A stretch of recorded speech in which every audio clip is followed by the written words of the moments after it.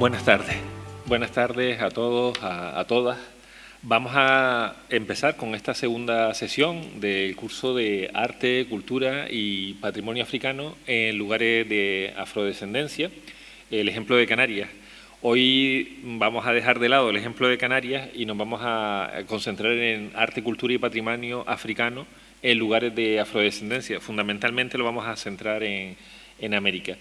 Ayer yo mismo, Germán Santana Pérez, inicié este curso que durará hasta el viernes y hoy, en gran parte de la charla, afortunadamente contamos con la presencia de la profesora Idalmi González, que también nos va a ilustrar y ayudar a comprender pues, el valor de ese patrimonio, de esa cultura, en América, fundamentalmente en Cuba, y veremos un poco también algunas de las cuestiones que veíamos ayer en cuanto a las influencias del propio patrimonio africano, cómo eso se va trasladando hacia el mundo atlántico, fundamentalmente hacia América, no solo también, ¿no? Ayer hablábamos incluso de esos espacios insulares de São Tomé, de Príncipe, de Annobón incluso, de las islas de Cabo Verde, de Canarias, de Madeira, en menor medida de Azores, en donde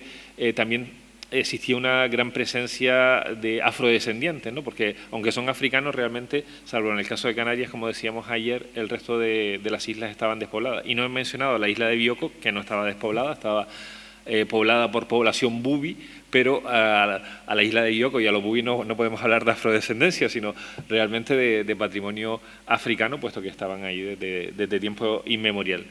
Queremos también expresar nuestra gratitud con el Ayuntamiento de San Bartolomé de Tirajana, con la Universidad de Las Palmas de Gran Canaria, a la que pertenezco, pues por ofertar este curso, esta sesión, pues en este marco que es incomparable, que es San Fernando y dentro del municipio de San Bartolomé de Tirajana, ¿no? Y la verdad que estamos muy agradecidos por contar con nosotros y por contar con un curso que, como estábamos expresando también desde el primer día, habla de valores de tolerancia, de aceptación del otro, del nosotros, y de comprender no solo la riqueza patrimonial y artística, sino comprendernos también a nosotros mismos, ¿no? Aunque de eso quizás hablaremos más mañana que hoy, porque mañana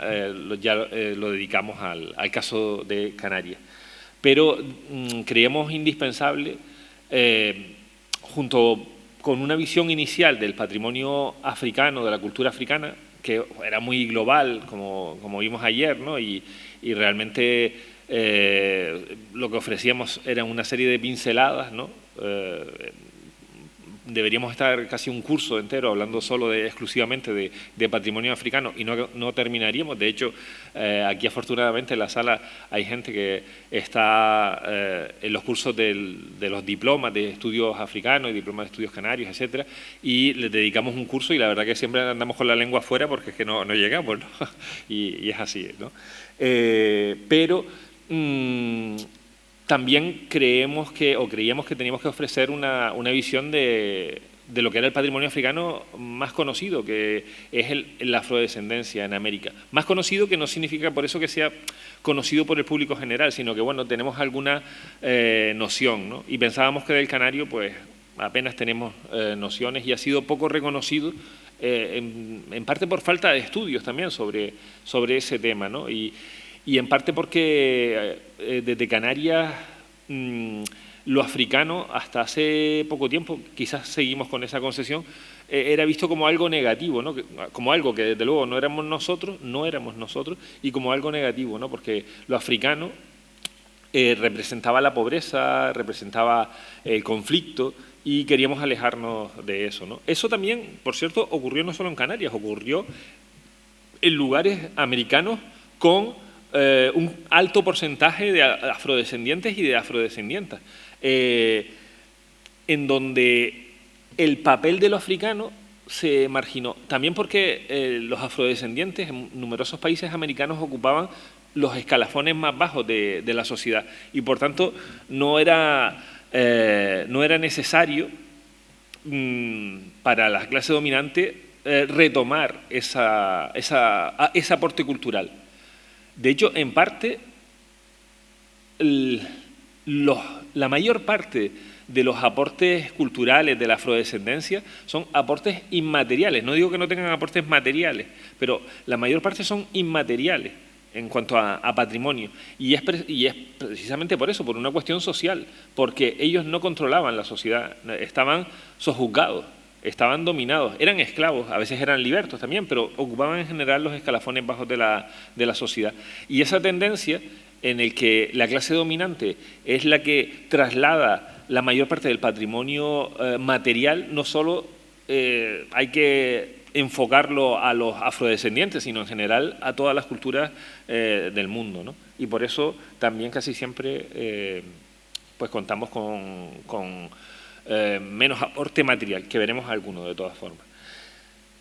Hoy también les hemos traído, bueno, una pequeña muestra casera, no es de un museo, pero es una pequeña muestra casera de máscara, ¿no? Que estábamos comentando ayer dentro del patrimonio africano. Tenemos máscaras de Angola, del Congo, hay una cruz etíope también, que no es una máscara de Camerún, de Douala.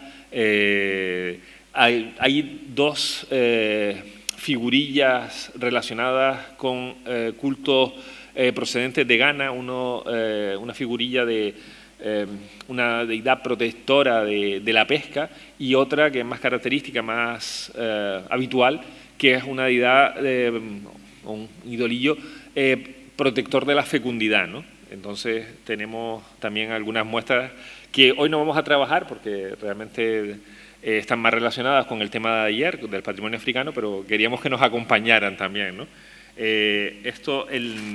Aquí tengo en esta bolsa, que la voy a ocultar, ¿verdad? Dos cuchillos cameruneses también, por si esto sale mal, pues nos hacemos el harakiri, pero a la camerunesa, ¿eh? Así que, pero eso, como eran muy delgaditos, la verdad que si alguien quiere verlos al final, pues se los mostramos.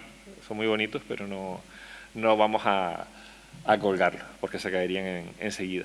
En la presentación, incluso la hemos ilustrado como la primera imagen, con una figura masculina de la República Democrática del Congo, de la etnia Sonje, que también tienen una de las máscaras de las que hemos colocado hoy al lado del cartel de la Universidad de Verano de Maspalomas, ¿no?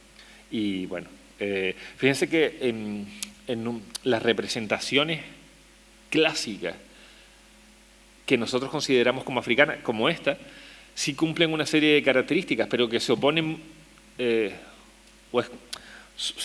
¿sí?, a la visión real del arte africano, que era lo que vimos ayer, en donde podíamos encontrar esculturas hiperrealistas con otras muy esquematizadas, más incluso que estas, ¿no?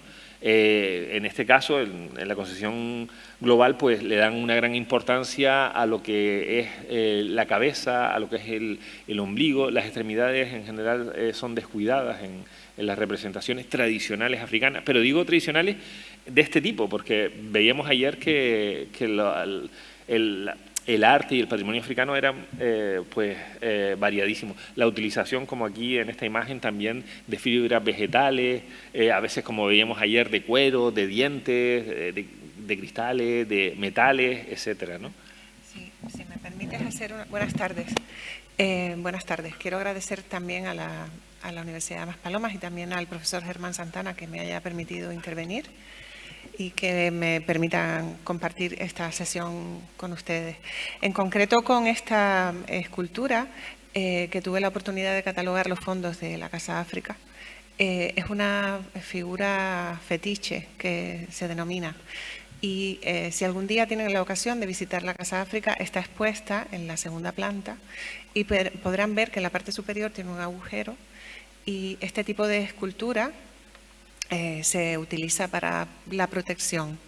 Entonces, en ese agujero se depositan muchas veces algunos objetos pequeños o incluso hierbas medicinales o algunas que son destinadas para las protecciones. de la comunidad, ¿no? La escultura fundamentalmente se crea para estar al uso y para formar parte de los cultos religiosos y de los rituales de la comunidad africana. Hoy en día muchas de ellas son valiosísimas y se exhiben en museos, pero casi todas han sido creadas para participar del culto y de los propios rituales, de la simbología que tiene cada una de las etnias. Bueno, pasando en la presentación realmente de los lugares de afrodescendencia, a ver, la segunda imagen que exponemos en esta presentación es esta mulata o la cena de Maús de Velázquez del siglo XVII. Decíamos que de los lugares de afrodescendencia que estábamos hablando eran lugares de afrodescendencia en el Atlántico. No son exclusivos del Atlántico, ¿verdad? Sabemos que hay una gran afrodescendencia, pues por ejemplo, en todo el norte de África, hay afrodescendencia en el Oriente Próximo. Una de las primeras revueltas que se constata es la revuelta de los Zen, que es en la península de Arabia, en la península de Arabia, en la zona de Irak. Hay afrodescendencia en la India. Hay afrodescendencia en otras zonas lejanas del lejano oriente, ¿no? También. Pero uno de los lugares en donde más afrodescendencia, bueno, el lugar que más afrodescendencia hay, desde luego, es el Atlántico. Y siempre en el Atlántico pensamos en América, pero no solo en América, también en la Europa mediterránea, ¿no? Por ejemplo, en Portugal, donde en la etapa moderna llegan más de 200.000 personas procedentes de África subsahariana, o en España, sobre todo al sur de Madrid, ¿no? Aunque habían lugares, incluso como Valladolid, que también tenían, Valladolid, Cataluña, Valencia, en donde existían comunidades muy importantes, minoritarias, pero muy importantes, de esclavos, de esclavas y luego de población africana liberta cuando se logran liberar, ¿no? El lugar donde existió un mayor número de africanos subsaharianos y en general norteafricanos también, en España fue en número fue en Andalucía y en el sur de Extremadura, en la provincia de Badajoz. Por ejemplo, el arzobispado de Sevilla, que englobaba lo que hoy es Sevilla, una parte de Huelva, una parte de Córdoba, una parte de Cádiz. El arzobispado de Sevilla, a final del siglo XVI, en torno al 10% de su población era de origen africano. Era una minoría, pero una importante minoría. Estamos hablando, en el caso español, para la etapa moderna, pues entre unos 150.000 personas que llegaron a España. Les decía que, de todas formas, Andalucía y el sur de Extremadura son los lugares en donde más africanos se ubican en la etapa moderna, pero no es el lugar con más porcentaje de esclavos de la actual España. En Canarias era donde existía el mayor número, el mayor porcentaje de africanos de toda España. Aquí, ciudades como Santa Cruz de la Palma, Las Palmas de Gran Canaria, como Santa Cruz de Tenerife, como La Laguna, como La Orotava, o islas como la isla de Lanzarote, superaban el 15% de población africana a finales del siglo XVI y durante la primera mitad del siglo XVII, ¿no? Por tanto, el porcentaje era importante. El número en Canarias, que lo veremos mañana, también era importante, ¿no? Nosotros hemos estimado en un estudio que por lo menos, al menos, de población subsahariana a Canarias entre el siglo XV, final del siglo XV, hasta el siglo XIX, llegan aproximadamente unos 14.000 subsaharianos. A eso habría que sumarle, aunque no hemos hecho el estudio, pero bajo una estimación, unos 10.000 norteafricanos. Estamos hablando de una población pues en torno a los 25.000 habitantes para Canarias, que a finales del siglo XVIII estaba en torno a las 200.000 personas, es decir, es un porcentaje pues bastante interesante, ¿no? Pero bueno, de eso hablaremos mañana. Me quería centrar con el cuadro de la mulata de Velázquez. Si nosotros preguntamos en Canarias y en el resto de España, ¿verdad? Si preguntamos si las personas se consideran herederos genéticamente de población africana, nos van a decir que no, que ellos son europeos, que son europeos, ¿no? Si acaso con algún pariente americano, pero no africano, ¿no? Y nada más lejos de la realidad. Es decir, hoy sabemos, y ya no es una teoría, son por los estudios de ADN mitocondrial, que, como decíamos ayer, estamos mezclados culturalmente y también genéticamente. Entonces, en el caso de España, pues la mayor parte de la población también procede de África del Norte y de África subsahariana, ¿no? Es decir, que quizás alguno que esté gritando eso de que son unos invasores y que bueno, que son personas ilegales, quizás se debería hacer primero un estudio de ADN de su sangre, ¿no? Porque se va a encontrar con más de una sorpresa, ¿no? Y a lo mejor resulta que algún antepasado más o menos próximo de él o de ella, pues también fue, entre comillas, ilegal. Digo entre comillas porque no hay ninguna persona que sea ilegal. Eso no viene en el ombligo cuando nacemos, ¿no? No viene la etiqueta de ilegal. Todos somos legales. Y, por cierto, quiero recordar también, aprovecho, para recordar que la movilidad no es un elemento. No es un elemento, no. Es que es un derecho de la humanidad. Está reconocido, es uno de los derechos humanos. El tema de la movilidad, ¿vale? No hay restricciones a la movilidad, por lo menos si cumplimos con los derechos humanos. Otra cosa es que no cumplamos con ellos, ¿no? Bueno, aquí vemos la representación de la mulata. Durante el siglo de oro, durante el final del siglo XVI, siglo XVII, las representaciones de africanos en España son continuas.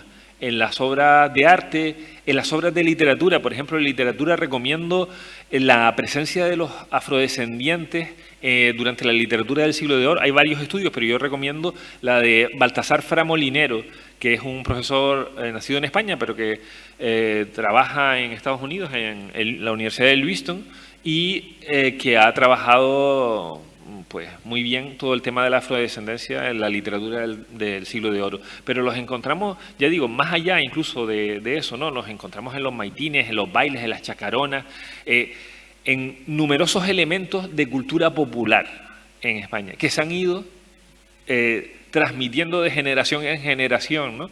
Hasta llegar a la actualidad. Hay algunos documentales de Andalucía incluso que vinculan algunos elementos del flamenco, no el flamenco, pero algunos elementos del flamenco con la presencia también y la influencia de esta minoría, pero importante minoría, de población africana, ¿no? Entonces, bueno, estamos hablando de cotidianidad. Y este cuadro es muy interesante porque fíjense que asocia, es un cuadro religioso, ¿no? Pero la protagonista es la africana y está situada en el trabajo doméstico, que era una de las principales ocupaciones de los africanos cuando llegaban al territorio atlántico en general, tanto a América como a España como a Canarias, ¿no? No eran los únicos trabajos, pero en el trabajo doméstico, desde luego, fue una de las principales ocupaciones de esos africanos. Aquí, por ejemplo, que lo veremos mañana, estaba enlazando, hay unos frescos en Ampuyenta, también con temática religiosa. Es verdad que la africana que aparece en Ampuyenta no aparece en primer término, sino al fondo, y aparece también en la cocina, ¿no? Aparece dentro del mundo doméstico, ¿no? Por cierto, en esa ocupación destacada de los africanos en España, pues parece que también continúa en la actualidad, ¿no? Realmente una parte importante de los migrantes africanos que llegan a España también los situamos dentro del ámbito doméstico, ¿no? Aquí tenemos otro cuadro que es el de Bartolomé Murillo, también en el siglo XVII, con esos 3 niños, ¿no? Y de nuevo me reitero pues todo el tema de la cotidianidad, ¿no? Es decir, si nosotros representásemos una imagen de España en el siglo XVI, en el siglo XVII, y no representásemos a africanos o a cultura africana aportando a lo que hoy es la cultura de Andalucía, de Extremadura, de Madrid, de Castilla-La Mancha, de Valencia, de Cataluña, pues la verdad que no estaríamos representando la realidad. Si ustedes, por ejemplo, acuden al Museo de América de Madrid, en donde encuentran varias representaciones sobre América, o van al Museo Nacional de Escultura de Valladolid, que luego tendremos alguna imagen, encontraremos para los siglos XVI y XVII numerosas representaciones también de africanos y de africanas.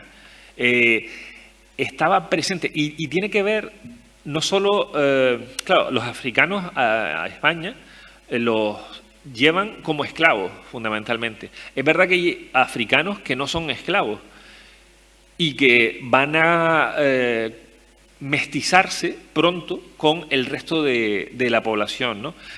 Alguna vez nos preguntan por qué no existe un color, por ejemplo, negro, histórico en España. Es decir, ¿por qué no existe población negra en España de este momento, ¿no? Existe población negra española de décadas recientes o del último siglo, pero no del siglo XVI o del siglo XVII. Y tiene que ver con el mestizaje, tiene que ver con que en un determinado momento, a mediados del siglo XVII, se deja de importar esclavos hacia España porque no se necesitan en España, no, sí en América, pero no en España.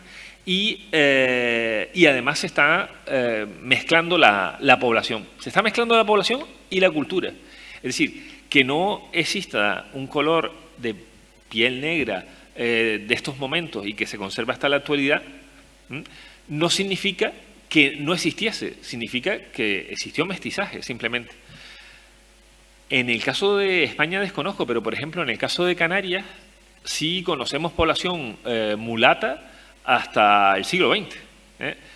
Por ejemplo en Santa Lucía de Tirajana, hasta finales del siglo XX. De población que procedía de la población africana que se asentó en el barranco de Tirajana en el siglo, a comienzos del siglo XVII. Es decir, que persistió en algunos lugares más o en otros menos también esa minoría de población africana conservando sus costumbres. Creo que esto es importante porque, por ejemplo, una de las cuestiones con respecto a América es que la aceptación de la africanidad también tiene que ver con los porcentajes de población africana.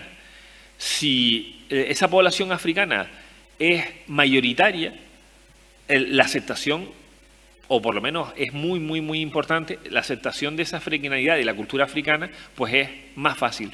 Si esa cultura africana es minoritaria y se ha fundido con otro tipo de cultura, dando lugar a una cultura nueva, la aceptación del aporte africano va a ser más tenue, ¿no? Como en el caso español o como en el caso canario. De hecho, los últimos estudios que estamos trabajando, no solo aquí en la Universidad de Las Palmas, sino en general por diferentes universidades españolas, es precisamente recuperar esa herencia, ¿no? y esa presencia de los africanos y de las africanas desde el inicio de la etapa moderna. En España, por supuesto, hay población africana antes de la etapa moderna, pero es fundamentalmente norteafricana y también alguna población subsahariana que llega a lo largo de la Edad Media. Por ejemplo, con la invasión de Tarik, de las tropas árabes a la península ibérica, que desbaratan el reino de los visigodos a principios del siglo VIII, hay presencia de subsaharianos. Hay presencia de subsaharianos. La primera referencia que se tiene en Hispania de África subsahariana data de principios de nuestra era de un escrito de Pomponio Mela, la primera referencia española, ¿no? A principios de nuestra era, ¿no? Sí, y con eso que comentabas de los estudios sobre ADN, en el caso de Cuba, por ejemplo, sí que ya se hizo ese estudio, fue dirigido por la doctora Beatriz Marcheco, y se tomaron muestras de habitantes de todas las provincias de la isla de Cuba para saber qué porcentaje de ADN africano existía en la población, incluso a la población que tenía la piel blanca, pero que incluso arrojó ese estudio que era un porcentaje bastante elevado de mezcla, ¿no? De mestizaje. Esto, por ejemplo, también tenemos a los africanos en lugares que a veces no nos damos cuenta. Por ejemplo, en los escudos heráldicos, ¿no? En este caso del norte de Extremadura, ¿no? de Trujillo, que era una zona con importante colonia africana, pero no era la mayor de España, ¿no? Y además, en el escudo heráldico, como podemos ver, aparecen los africanos como esclavos encadenados, ¿no? Porque estamos, en definitiva, hablando de una migración, pero que es una migración violenta, ultraviolenta, en donde no quería decir la crueldad, pero sí, la crueldad de ese negocio de la trata, pues fue increíble, ¿no? Desde la captura en los lugares en el interior de África, las factorías en la costa, el traslado en las embarcaciones con hacinamiento, la llegada a el nuevo mundo, o en este caso el viejo, ¿no? Que tampoco era garantía de mejora de las condiciones de vida, sino que la explotación de estas personas pues fue constante. La explotación de estas personas, que no olvidemos, es explotación en definitiva de clases bajas, porque los esclavos componían el escalafón más bajo de la sociedad. Y aquí vemos también, y un poco ya vamos situándonos para el caso de América y de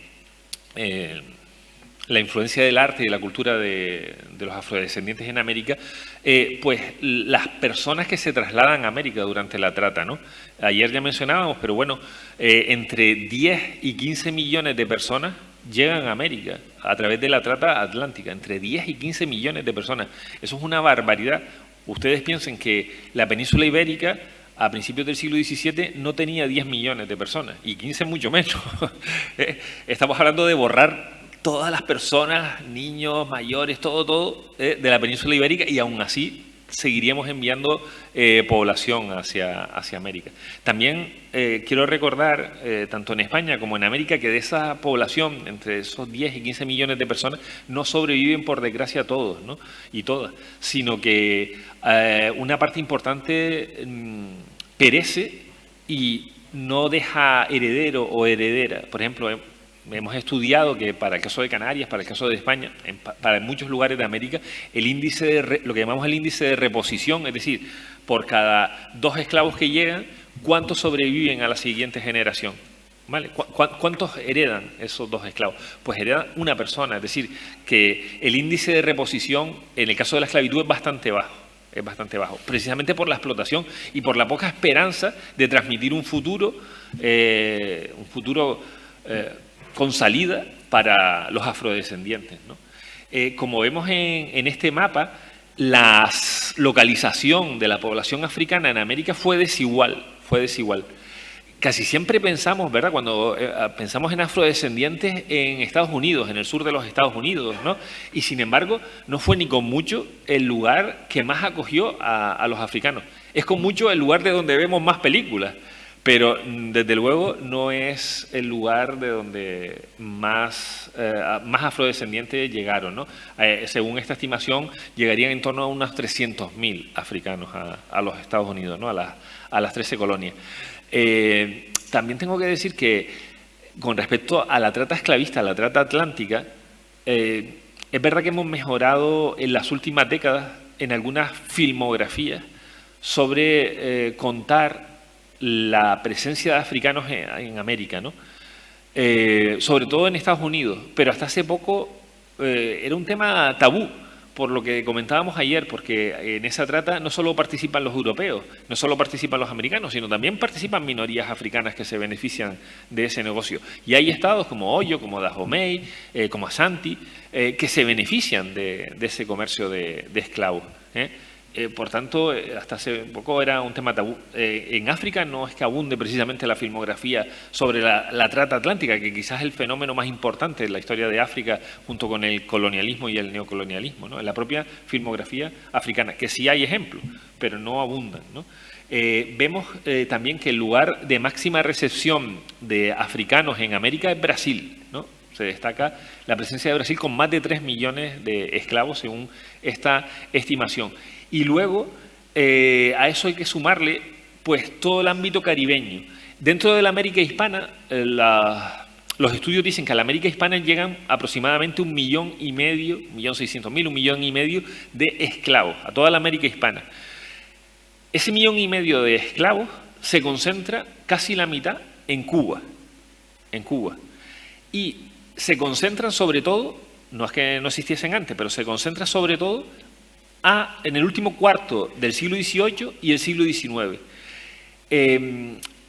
En el siglo XVIII, que antes estábamos hablando de España, la llegada de esclavos en el siglo XVIII a España es mínima, es casi insignificante. Sin embargo, es el gran siglo de la esclavitud en el Atlántico. Entre esos 10 y 15 millones de personas, 6 millones de personas, al menos 6 millones de personas, cruzan el Atlántico en el siglo XVIII.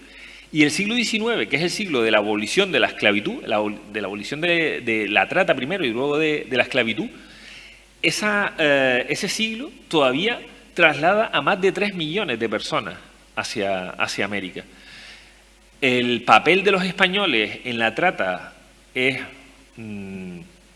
importante, pero comparado con otras potencias, como Inglaterra, como Portugal, es modesto hasta el siglo XVIII, pero a final del siglo XVIII y en el siglo XIX es muy importante, se convierte junto con los portugueses en los primeros principales tratantes de esclavos, ¿no? Que ese es otro de los tópicos que tenemos, ¿no? Los españoles no tratamos con los esclavos, con la trata atlántica, siempre delegamos en otras potencias, y para nada fue así, también hubo presencia de esclavos, hasta el punto que el último lugar de este Atlántico americano donde se abole, en definitiva, la esclavitud es Brasil, el lugar con más población esclava africana. Se abole en 1888, pero tenemos que recordar que en Cuba la abolición de la esclavitud se produce en 1886.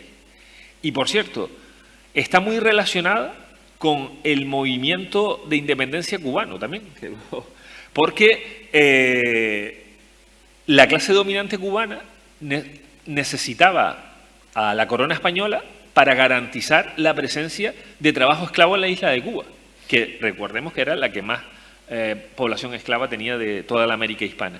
En la América hispana se independiza a principios del siglo XIX, sin embargo en Cuba la esclavitud perdura hasta 1886 y en el 98 es ocupada por Estados Unidos, pero a través de un movimiento de independencia también de la isla de Cuba, ¿no? Una vez que la corona ya no tenía, ya había abolido la esclavitud, ¿para qué necesitaba la clase dominante cubana a la corona? Se podía independizar. Por eso digo que estaba vinculada, ¿no? Incluso a la propia independencia de Cuba. Ya voy terminando con esto para también enlazar con otros aportes, pero decir que, como vemos, hay espacios que están densamente poblados por esclavos. Por ejemplo, la isla de Jamaica llegan casi 1 millón de esclavos. La isla de Jamaica, cuando la ocupan los ingleses en 1655, la ocupan de los españoles, en la isla habían 2.000 personas. 2.000, casi 1 millón de personas. En Haití, en Bahamas, en Barbados, en Nevis, en Antigua, la población africana fue principal, el 90 y pico % de la población era africana. Jamaica, que fue la principal productora de caña de azúcar, ahí hay una relación que no es única, pero hay una relación entre producción de caña de azúcar y trabajo esclavo, pues se convirtió también en un gran emporio receptor de trabajo esclavo. Ese asentamiento de población en toda América va a dar lugar a los aportes de la cultura de los afrodescendientes y va a dar lugar a diferentes situaciones. En unas, como digo, es más intensa que en otras, precisamente por la presencia de esos esclavos en un lado o en otro, ¿no? Caribe, Brasil, algo en Estados Unidos, etcétera. Pero también hay en otros lugares, en Uruguay, en Argentina, en Chile, en Perú. Claro, por ejemplo, le dices a un argentino, no, mire, es que usted también seguramente tiene aportes africanos, ¿no? Y dirá, no, yo vengo de los italianos y de los gallegos, ¿no? Pero no vengo yo no soy africano. Que es un poco lo que decimos o lo que decíamos en Canarias, ¿no? Hasta hace poco. Y los estudios van demostrando que somos un poquito de todo, afortunadamente. Bueno, este cuadro son los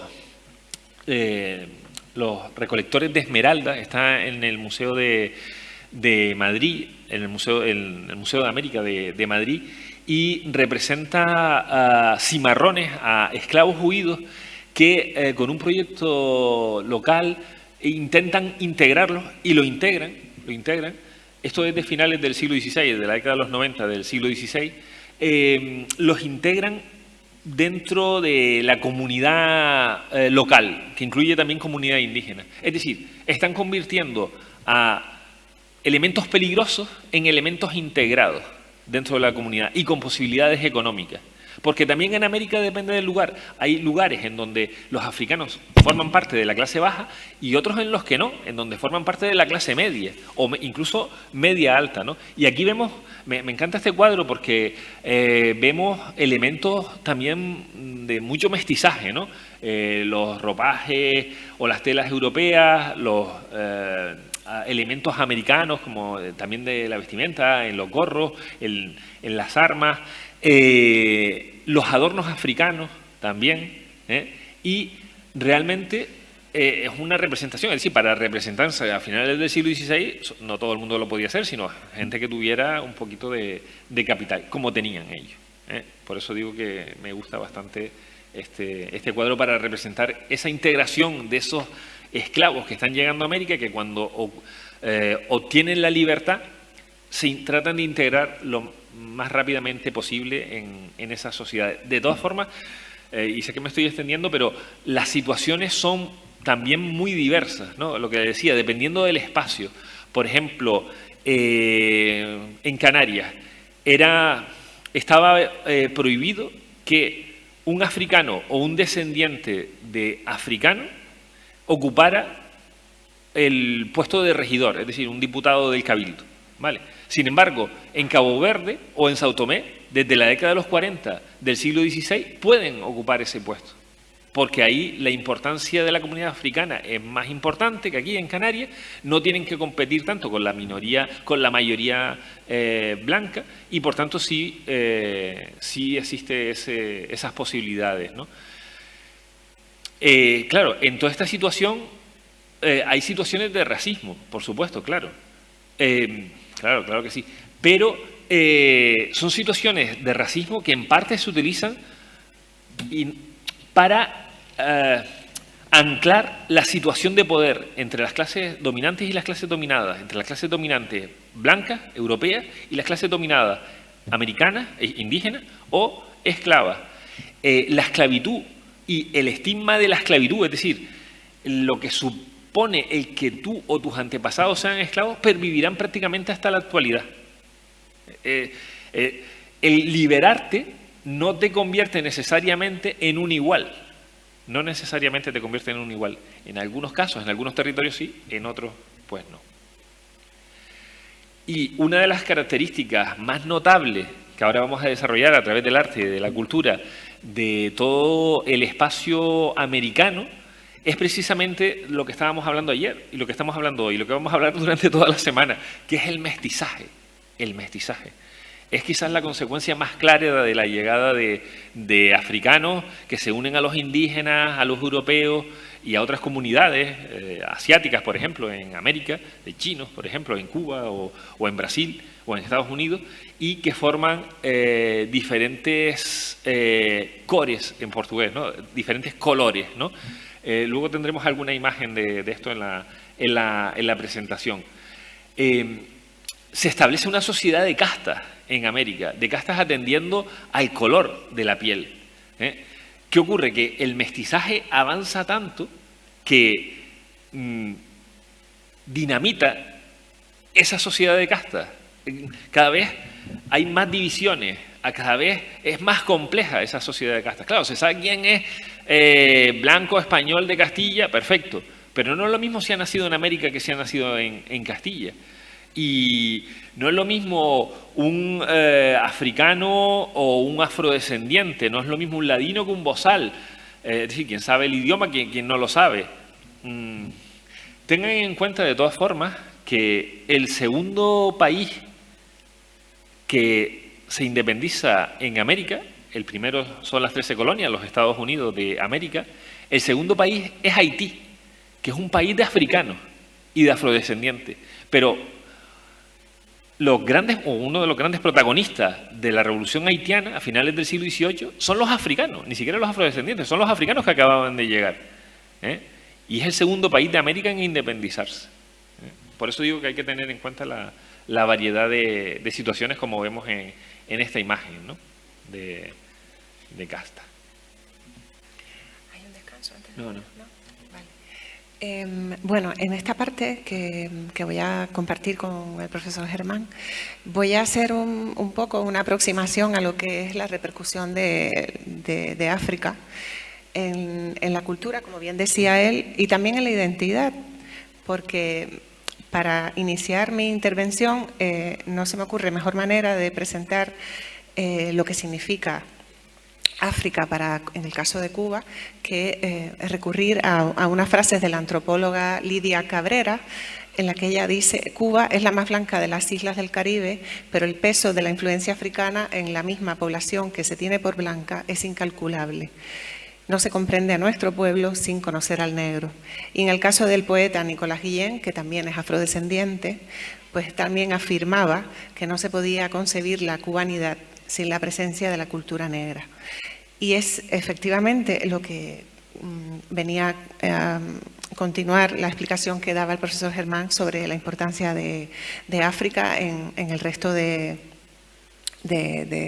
la diáspora, de las Américas y del Caribe, la importancia que tiene desde el punto de vista cultural y también identitario.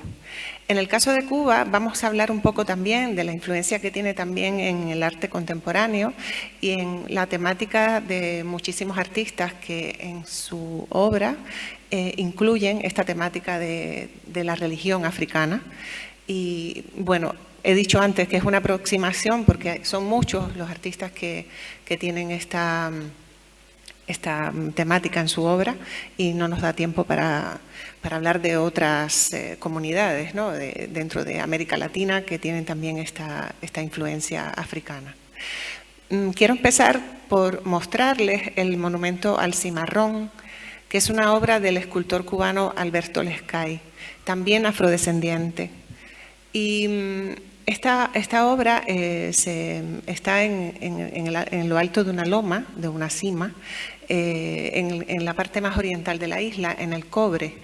El Cobre es un punto de resistencia del cimarronaje, ¿no? Muchos de los cimarrones de estos esclavos negros que conseguían escapar y conseguían huir se ubicaban en esta zona de difícil acceso y también en la Manigua. Y conseguían vivir, digamos, en ese estado de cimarronaje y en esa libertad, huyendo de la esclavitud. Cuando a Alberto Lescay, al escultor, le encargan esta obra, él decide que no va a ser una representación para identificarla correctamente, o sea, no vamos a ver una imagen de una mujer, aunque también hubo esclavas, por supuesto, o de un hombre esclavo, sino es una imagen un poco abstracta, porque lo que él quería representar era el espíritu libre, ¿no? de esa libertad que buscaban los cimarrones y los esclavos.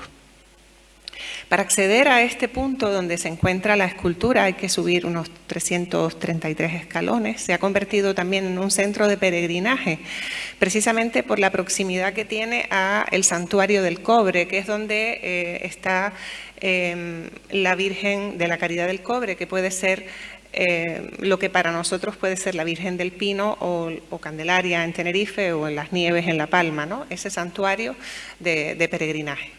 No, con la Virgen de Nuestra Señora de la Caridad del Cobre, nosotros vamos a ver algunas imágenes mañana o pasado, precisamente con el patrimonio canario relacionado con África aquí. Y es precisamente porque muchos de los canarios que regresan de Cuba también regresan con los cultos o con las imágenes que ellos habían visto en territorio cubano.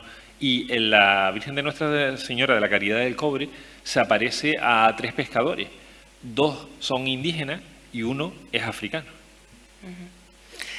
Bueno, entonces esta imagen, como pueden apreciar, no tiene una figura concreta. Puede parecer, según desde donde se puede observar, puede parecer un caballo, puede parecer un hombre. Lo que sí tenemos certeza es de esa mano que apunta al cielo, con ese ímpetu y ese deseo de libertad. Quiero que observen algo, porque posteriormente les voy a pedir que recuerden que la base de esta escultura, de donde emerge, es un caldero de hierro y que está lleno de elementos de hierro, trozos de herraduras o clavos de línea, trozos de líneas del ferrocarril, es decir, y esto es muy importante dentro de la religión afrocubana y lo vamos a ver posteriormente en otras obras. Entonces, fíjense la importancia que tiene como escultura, no solamente el monumento al cimarrón, a lo que es la esclavitud, sino también las connotaciones que tiene dentro de lo que es la propia religión, que en la práctica y en las creencias populares de la religión en Cuba, que se practica en Cuba, tiene mucho arraigo la religión africana, ¿no? Identificamos mucha iconografía de la religión afrocubana o africana en este caso, mucho más que la propia iconografía católica, ¿no? A nivel popular. Otra de las rutas que se tienen en Cuba como parte de la ruta del esclavo, rescatando todas estas vivencias y toda esta historia de la esclavitud, son las ruinas de los barracones. A lo largo de toda la isla hay numerosos barracones, ruinas de estos edificios que todavía se mantienen en pie, pero que simbolizan estos lugares donde vivían o malvivían los esclavos y que fueron también los centros del inicio del antiesclavismo y de la rebeldía. Y donde ellos también albergaban su forma de vida, sus tradiciones, su cultura y sus creencias, ¿no? Porque esa pervivencia de la religión africana y la mezcla y ese sincretismo precisamente lo mantienen los esclavos que no quisieron perder sus tradiciones y perder su fe. Que, ¿no? Al hilo también de esta imagen, que me parece muy interesante, ¿no? Cómo los barracones, las viviendas de los antiguos esclavos, hoy forman parte del patrimonio, ¿no? de un país, del patrimonio cultural de un país. Lo vemos en Cuba, lo vemos en el sur de los Estados Unidos, lo vemos en otras geografías, ¿no? Veremos que en Canarias no tenemos barracones, pero tenemos otras cosas muy interesantes también del asentamiento de esclavos en Canarias. Y luego quería destacar también esa ruta, ¿no? Que es la ruta del esclavo, que está asociada a la UNESCO y que precisamente nace en Cuba. En la década a principios de la década de los 90, ¿no? Y en el que se han ido adscribiendo otros territorios en donde la presencia de esclavos fue significativa, ¿no? De los últimos territorios en incorporarse fue precisamente las islas de Cabo Verde, ¿no? Hace un poco antes de la pandemia se incorporaron a esa ruta de los esclavos, ¿no? Y nosotros desde la universidad estamos luchando también precisamente por la variedad de situaciones de esclavitud, no solo subsahariana, sino de otro tipo de situaciones también en Canarias, que hablaremos en los próximos días, de que Canarias se una a esa ruta de los esclavos, ¿no? Que me parece importantísimo y, vamos, de una gran calidad cultural y de un patrimonio interesantísimo y que unifica todo el Atlántico, ¿no? A través precisamente de la huella de los africanos. Bueno, vamos a continuar. Por ejemplo, les quería mostrar esta escultura que está en un museo y, como les decía anteriormente, como parte de esa transculturación y de esas pervivencias de la fe que tenían los esclavos en su cultura y el peligro que ellos vieron también al ser llevados a Cuba en este caso y a otros lugares de Latinoamérica, de perder sus raíces o de perder su fe, cada santo adoptó el nombre de un santo católico. Es decir, lo que se produce en Cuba y que actualmente tiene una gran pervivencia es ese sincretismo, es la representación que tienen los orishas del panteón yorubá en la religión cristiana. Cada santo cristiano tiene su correspondiente orisha en el panteón yorubá. Y por ejemplo, he querido traerles esta pieza que está en el museo, que es de Eshu, que tiene su correspondencia también con el niño de Atocha en la religión cristiana. Cada esclavo o cada etnia que venía de distinta procedencia del continente africano le llamaba de una determinada manera, pero luego en Cuba tenía su sincretismo con una divinidad de la religión cristiana, de la religión católica. No, que la importancia de los yoruba o de los congos, ¿no? En América en general es muy importante, pero recordemos que también de los lugares, como veíamos antes, no veíamos en el mapa, pero de los lugares en donde salen las 3/4 partes de los esclavos que llegan a América es de la actual Nigeria y de la actual Angola. Angola, que el norte de Angola, que estaba ocupada también por el Reino del Congo, ¿no? Por Banza Congo, y por otros estados como el de Angola o como el de Matamba o como el de Kasanje, ¿no? Claro, por eso también tiene tanta importancia, porque es que la mayor parte de los esclavos que llegan a América llegan desde aquí, llegan desde Nigeria, llegan desde los yoruba de Nigeria, y eso se va a trasladar a bastante geografía. Y lo mismo con el tema de los congos, es decir, de los angolas, que también llegan a bastante geografía y que van a influir en religiones de afrodescendientes, en cultura de afrodescendientes. Claro.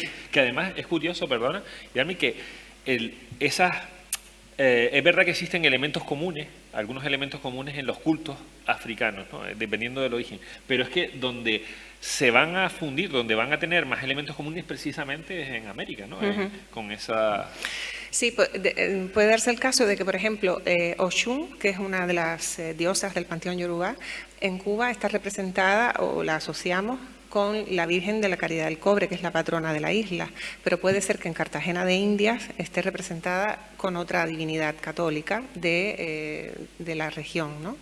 Es decir, que no todas se representan de igual manera, pero siempre existe el sincretismo, porque de ninguna manera en la situación que estaban los esclavos podían ellos ni tener sus espacios de culto, ni tenían libertad para tener sus santuarios, entonces tuvieron que fusionar esos cultos con la religión cristiana.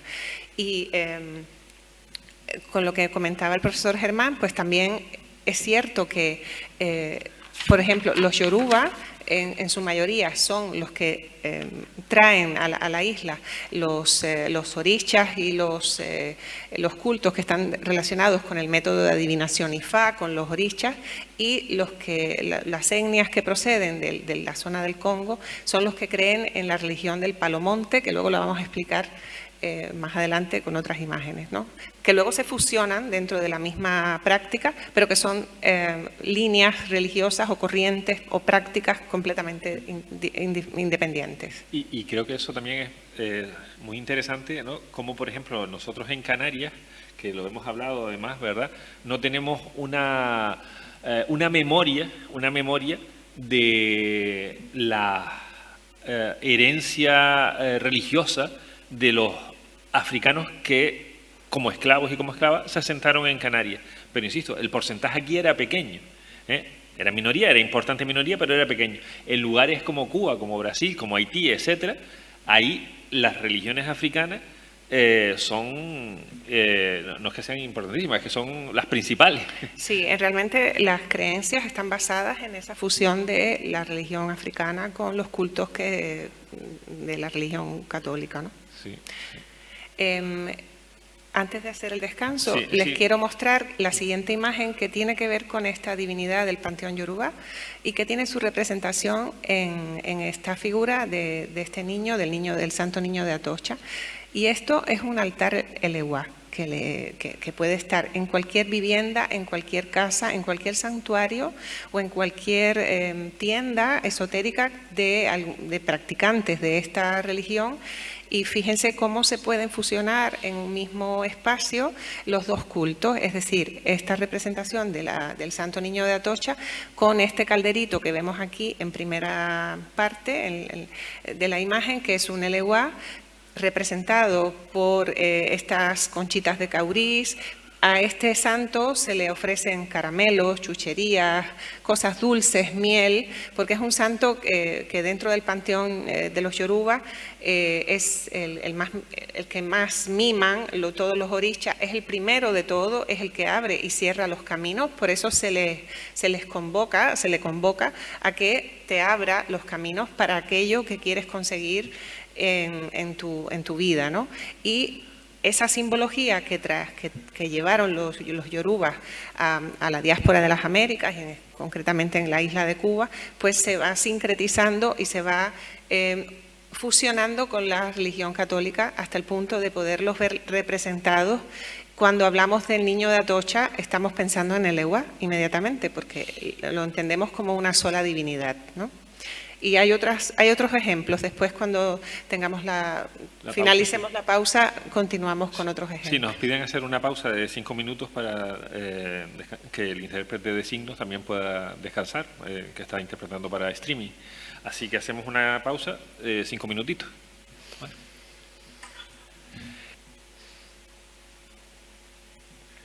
Bueno, retomamos el curso, la sesión de hoy, después de la pausa. Y hemos pasado a una nueva imagen. Sí, como veníamos comentando anteriormente, de ese sincretismo y de todas esas orishas que tenían representación en el panteón Yoruba y que no tenían los esclavos oportunidad de hacer un retablo o de tener sus propios cultos, no tenían libertad ni oportunidad para hacerlo, pues se empezaron a fusionar con las divinidades o las figuras o las imágenes de la religión cristiana. Otro de los ejemplos es la figura de los gemelos o los ibeyi, como se le conoce, que son también orishas menores y son niños, son unos gemelos y son protectores de todos los niños, también son juguetones, son traviesos y también son golosos, se les ofrece también siempre golosinas o dulces. Estas piezas que están en el museo tienen un sincretismo dentro de lo que es la religión cristiana con San Cosme y San Damián, que son santos que también son hermanos y vieron una similitud o una aproximación a lo que podían ser la representación de los ibeyi en esta figura de San Cosme y San Damián, que es una pieza que está en el Museo de Escultura de Valladolid y que también es muy importante para como lectura, ¿no? Dentro de lo que es las anécdotas dentro de lo que es la esclavitud, ¿no? Sí, nosotros hoy, en la presentación de hoy, la verdad que no quisimos abusar trayéndoles pues Baltasares, Santa Ifigenias, que sí tenemos algunas, representaciones de africanos, de africanas, San Benito de Palermo, etcétera, en iglesias americanas, ¿no? Que hay muchas. Sobre todo en los lugares donde, como en Brasil, donde más afluencia de africanos hubo. Pero antes mencionábamos, por ejemplo, el Museo Nacional de Escultura de Valladolid, que tiene, entre otras imágenes, tiene esta. Veremos en Canarias en los próximos días que, bueno, nos vamos a aburrir de representaciones de imágenes de africanos, ¿no? En iglesias y en ermitas en Canarias, ¿no? Para no irnos más lejos. Pero esta representación, bueno, tiene su historia, tiene sus anécdotas también, ¿no? En primer lugar, es un trasplante, ¿no? Representa un trasplante de pierna, digamos el primer trasplante de pierna, que es de un africano, le cortan la pierna a un africano para ponérsela a un cristiano, a un blanco, ¿no? En teoría el africano, según la historia, está muerto, ¿no? Es decir, le cortan la pierna a un muerto y se la ponen a un vivo. Lo que pasa es que en esta representación en concreto del Museo Nacional de Escultura de Valladolid, pues el africano no parece tan muerto, ¿no? Parece agonizando porque le acaban de cortar la pierna, ¿no?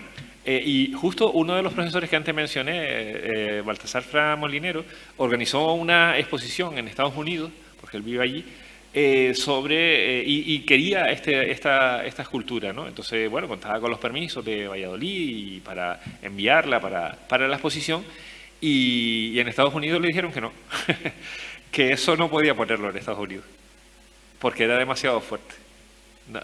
Es decir, que en mitad del conflicto de los afrodescendientes en Estados Unidos no podían poner en una exposición algo tan fuerte como cortarle la pierna a un africano negro para ponérsela a un blanco, ¿no? Por eso digo que también tiene sus otras lecturas más políticas, ¿no? Bueno, pues tal y como les he mostrado con estos ejemplos, cada representación del panteón Yorubá tiene su correspondencia en las divinidades de la religión cristiana. Por ejemplo, Changó es Santa Bárbara, Oshun es la Caridad del Cobre, Obatalá es la Virgen de las Mercedes, y así sucesivamente con casi todas las divinidades del panteón Yorubá. Otra de las prácticas religiosas que tienen un gran arraigo en Cuba y que también vienen de los Yoruba es el método de adivinación Ifá. Se utiliza para esto el tablero que ven en la imagen y que también está en un museo, en la colección de un museo. Y este tablero tiene toda una simbología y es donde se hacen las lecturas, donde se lee el futuro o se contestan a las preguntas que los consultantes vienen a preguntar, ¿no? El método de adivinación Ifá también es patrimonio inmaterial de la humanidad, desde 2008, creo recordar, ahora lo veremos en la siguiente imagen.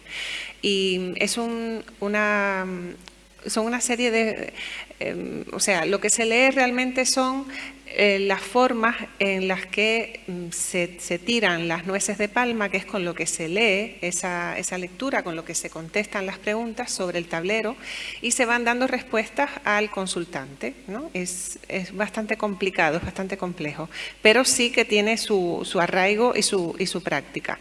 Y como correspondencia a la imagen que les mostré anteriormente, que es del tablero que está en el museo, pues este sistema de adivinación que aquí está al uso y está siendo consultado por una practicante, está inscrito desde 2008 en la lista representativa del Patrimonio Cultural y Material de la Humanidad y se lee en esta parte central del tablero con estas nueces de palma que son las que se utilizan para hacer las lecturas. Esto tiene mucho arraigo también en Cuba. ¿Qué significa que tiene mucho arraigo? Que las personas es muy popular, es decir, este tipo de consulta es muy popular. Se puede ir a consultar bien a través del propio sistema de adivinación o de otras formas que ya pueden ser los caracoles, también se tiran los caracoles, las conchas de caurí se utilizan también para hacer lectura, los cocos, los trocitos de coco se utilizan también para hacer ese tipo de lectura. Si hay ausencia de tablero, de un tablero como este, pues en el suelo con tiza se pueden dibujar los márgenes en donde van a caer estos trocitos de coco o de conchas de caurí y la persona que responde las preguntas, el practicante, es quien ofrece las respuestas en función de cómo caen, si es boca arriba, si es boca abajo, y va ofreciendo las respuestas a quien se acerca a consultar este método de adivinación.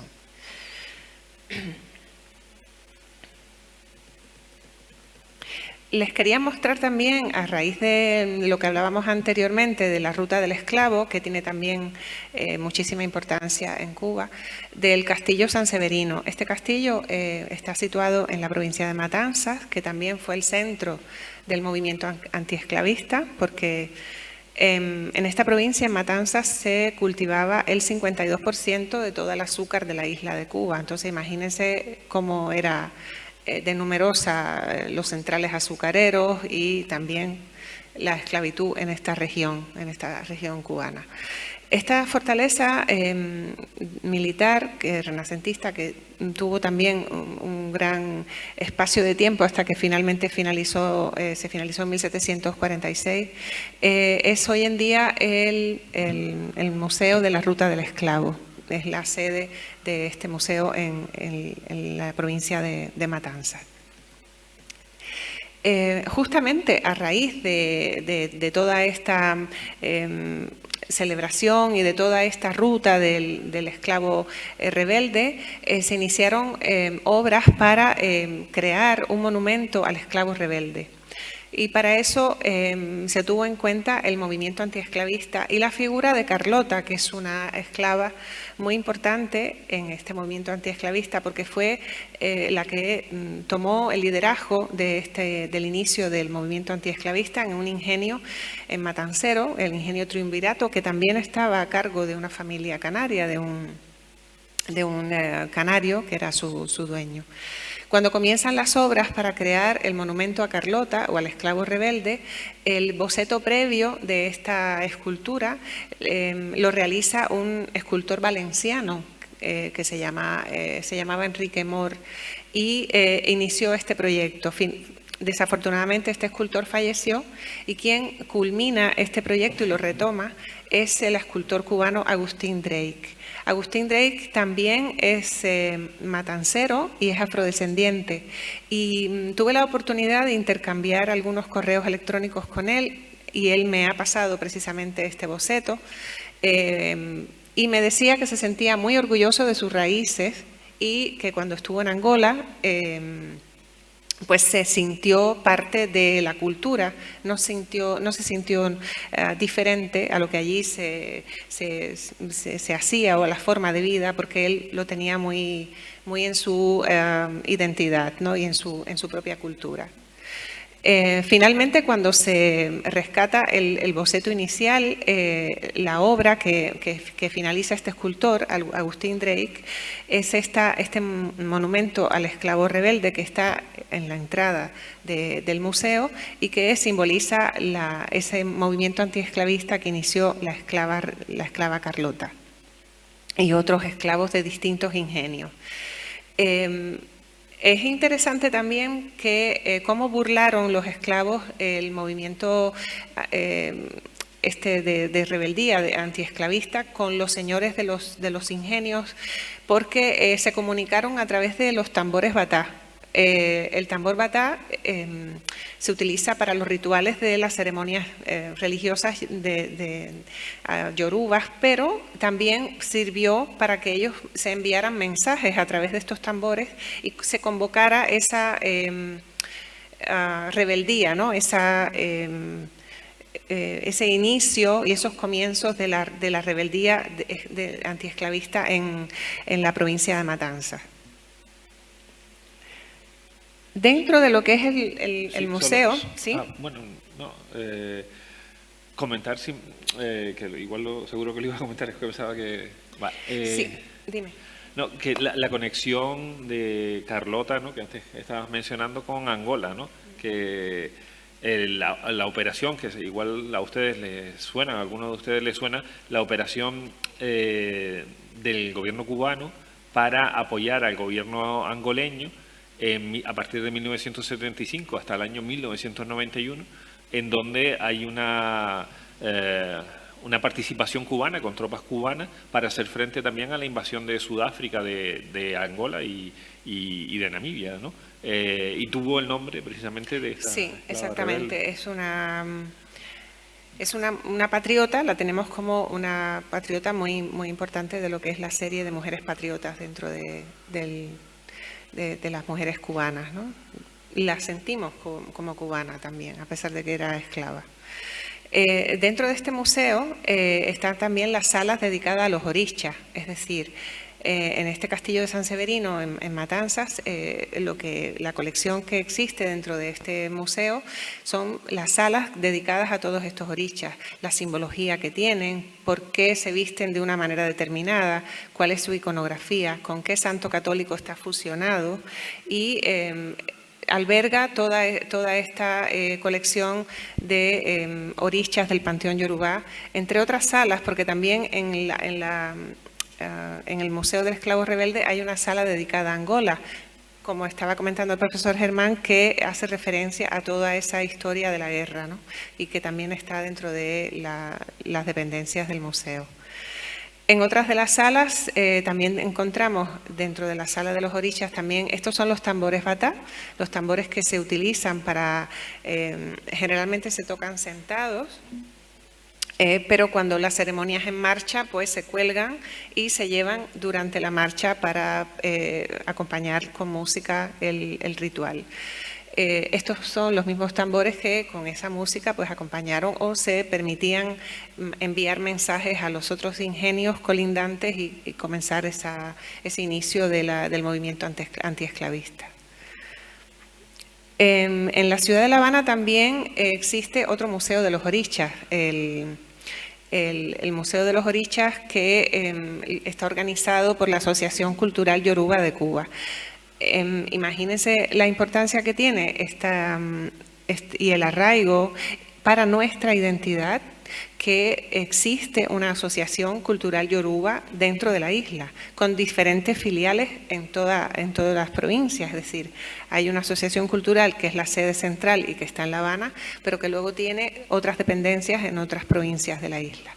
¿A qué se dedica esta asociación? Pues, entre otras cosas, a organizar lo que son estas actividades museísticas, a crear esta colección, a asesorar efectivamente a los que llevan el museo y lo gestionan, porque sí es cierto que hay historiadores, hay curadores, incluso hay artistas que son practicantes, pero siempre tiene que haber un asesoramiento de personas que conocen la religión también, porque la practican, ¿no? Y fundamentalmente la Asociación Cultural Yoruba se dedica también a este tipo de actividad.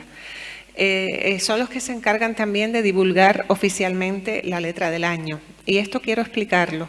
La letra del año es un documento que se hace con periodicidad anual, y que los encargados de realizarla son la Asociación Cultural Yoruba, precisamente. Y lo que ellos hacen es que se reúnen los babalaos. Los babalaos son las figuras más importantes dentro de la escala. Es decir, para llegar a ser babalao hay toda una serie de aprendizajes y de recorrido hasta que se convierte en babalao como tal, y una vez que ya pertenecen a esta institución, son los encargados de divulgar y de hacer y de realizar la letra del año. Son unas predicciones, son una especie de recomendaciones, de sugerencias para lo que va a acontecer en el año. Generalmente se reúnen a finales de diciembre, principios de enero, y la publican. Es pública, se puede consultar, se divulga incluso en otros países que también tienen otras asociaciones culturales y también tienen estas prácticas de afrodescendencia, y son los consejos de IFA, como les comenté anteriormente. En ese tablero donde se hacen esas lecturas, pues se hacen unas consultas, se hacen unas preguntas, IFA contesta con ese método de adivinación, y en ese oráculo se determina cuáles son las corrientes o cuáles son las cosas que no debemos o que sí debemos hacer durante ese año. Es decir, hay años en los que se recomienda, por ejemplo, yo qué sé, tener cuidado con los accidentes. Hay años que se recomienda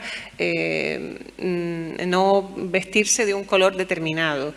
Es decir, hay unas tendencias, hay años en los que predicen que va a haber muchos acontecimientos bélicos, y se hace una predicción para todo el año, y los encargados de hacerla son los que pertenecen a la Asociación Cultural Yoruba, y también a través de todos estos métodos de adivinación que antes les comentaba. No, que también creo que es interesante los tránsitos atlánticos, ¿no? Porque estamos hablando de afrodescendientes o africanos afrodescendientes, es decir, de africanos que van a España, que van a América, que van a Canarias, y ahí transmiten parte, o en mayor o menor proporción, parte de su cultura, ¿no? Pero en las últimas décadas, realmente desde hace tiempo, desde el siglo XX, también nos estamos encontrando que los flujos atlánticos van y vienen, ¿no? Y, por ejemplo, particularmente a mí, personalmente, por ejemplo, que este tipo de perspectiva me resultaba muy ajena aquí en Canarias, por lo menos de forma tradicional, con la llegada de muchos brasileños, cubanos, dominicanos, haitianos, etcétera, etcétera, pues cada vez nos la encontramos más presente también en nuestra cotidianidad, ¿no? Y bueno, creo que también eso es interesante, ¿no? El segundo giro y la adaptación de la adaptación, ¿no? A otros territorios. Bueno, hay un trabajo, hay una tesis doctoral muy interesante con relación a lo que está diciendo el profesor Germán, de la profesora Gracie Pérez de La Laguna, que se llama Un eleguá en mi bolso. Y es un título muy sugerente, porque claro, el eleguá, esa figura del oricha al que yo les comentaba anteriormente, se trae en un bolso, porque yo emigro, y como emigro también traigo mis creencias, mis prácticas religiosas, y las tengo que adaptar al entorno donde voy a vivir. Entonces esas son tendencias, como lo explicaba él anteriormente, que ya están regresando nuevamente. Y ya vienen con otras influencias, porque ya están asentadas desde hace muchos años en Cuba, pero que vienen de vuelta, ¿no? Por eso es que ahora vemos con bastante frecuencia en diferentes lugares de la isla centros esotéricos, tiendas donde se venden productos y donde vemos o reconocemos figuras que pertenecen al panteón yoruba o que están simbología de religión africana, porque está regresando todo el que migra y que trae sus prácticas, pues también las sigue practicando y las sigue compartiendo allí donde va, en su comunidad. Otra de la importancia que tiene la cultura africana dentro de lo que es la música, ya lo decía Ortiz, ¿no? El musicólogo, que la importancia que tenía África para la música cubana y también para la música de otros países de Latinoamérica. Y otra de las gestiones que realiza la Asociación Cultural Yoruba es, además de organizar este Museo de los Orishas, es asesorar también las danzas y los eventos culturales que pone en práctica el Conjunto Folclórico Nacional. El Conjunto Folclórico Nacional se fundó en 1962 en La Habana como iniciativa para mantener la pervivencia de estos de las danzas, de los cantos, de la música, de los yoruba y de todas las otras etnias africanas que ya tenían pervivencia y que estaban arraigadas en la población cubana. Fundamentalmente lo que hacen es cantar, bailar y ambientar esas leyendas y esas danzas de los africanos, pero en una escenografía bastante más artística, ¿no? Esta imagen que les presento de Yusimi Moya Rodríguez es una bailarina del Conjunto Folclórico Nacional de Cuba y que precisamente la podemos reconocer representando a Yemayá, porque su iconografía, ese turbante azul, esa falda que parece que son olas del mar, ¿no? Yemayá es la Virgen de Regla, es la dueña de los océanos y es la dueña del mar también, ¿no? Entonces, en este tipo de iconografía, con estos colores y con esas danzas, se le puede reconocer. Tenemos un enlace, yo les quería también presentar un pequeño vídeo de una danza de Ogún Guerrero antes de continuar la intervención, para que pudieran ver y disfrutar un poquito de lo que significa esta música y esta presentación. No sé si no se oye.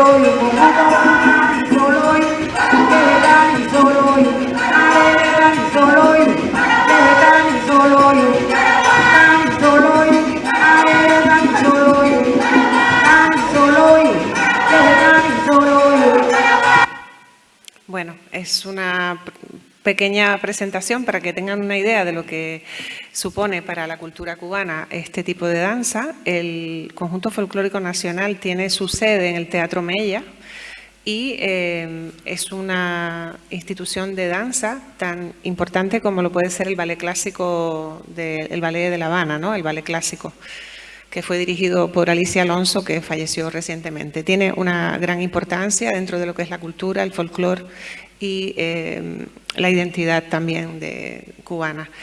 Les traje esta foto también de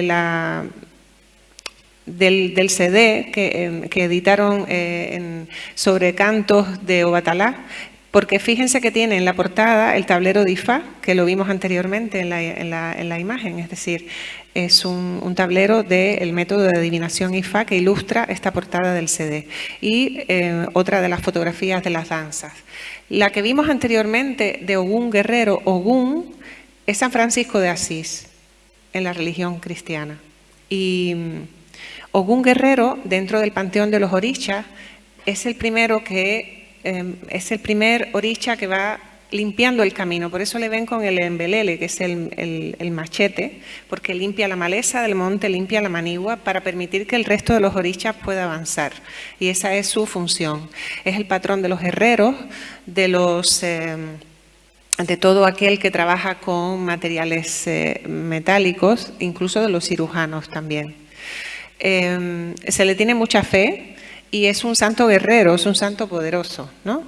Hay un refrán que dice, cuando ves a alguien enfadado en Cuba y le dices, es que hoy se te ha montado Ogún, es decir, estoy tan enfadado que estoy pues con el mismo enfado del guerrero, ¿no? De esa fuerza que tiene Ogún, ¿no? Como oricha. El Conjunto Folclórico Nacional tiene una gran importancia. Esta también es un fotograma de la danza de Ogún Guerrero que vimos anteriormente. Siempre se le representa con estos colores y con el torso desnudo. Es una figura que siempre está con el torso desnudo. Veremos después también en las representaciones del arte contemporáneo cómo se le representa también de esta manera. Y otras danzas que son, bueno, de otras orichas femeninas dentro de lo que son las danzas y las representaciones del Conjunto Folclórico Nacional de Cuba. Les quiero mostrar este cuadro, este óleo sobre tela que está en el Museo Nacional de Bellas Artes de Cuba, que se llama Fiesta de los Ñáñigos.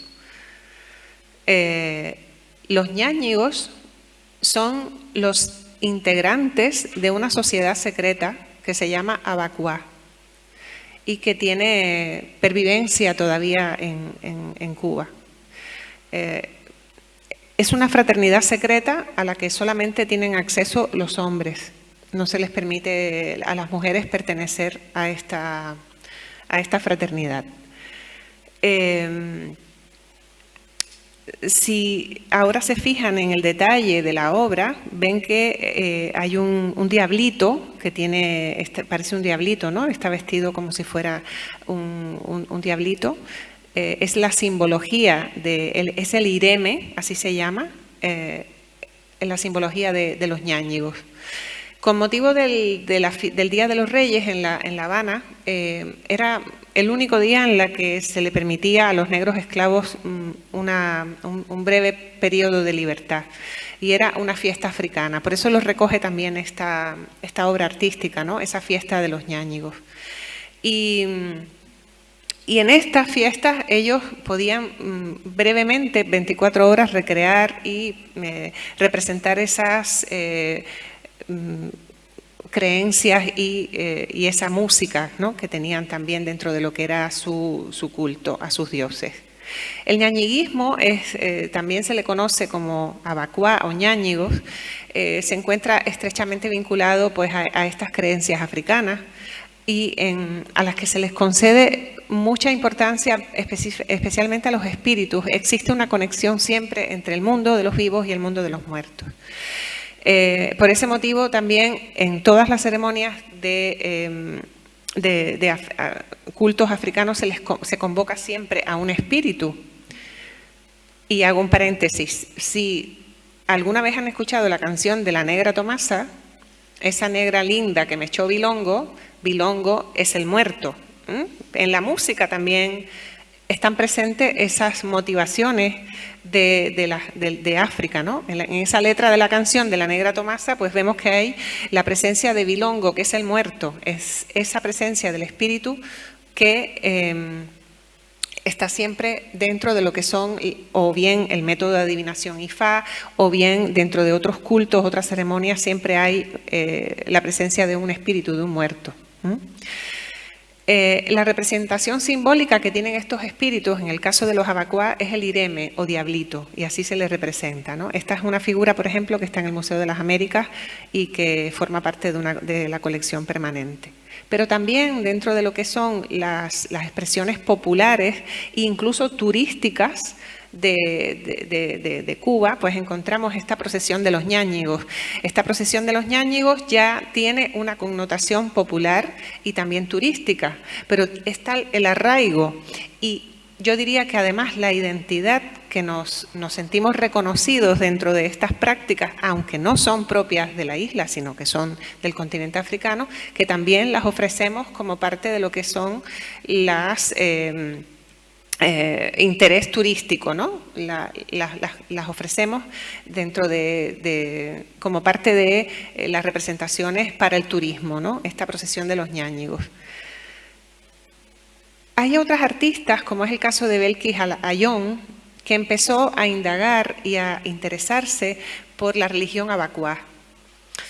Ella comenzó desde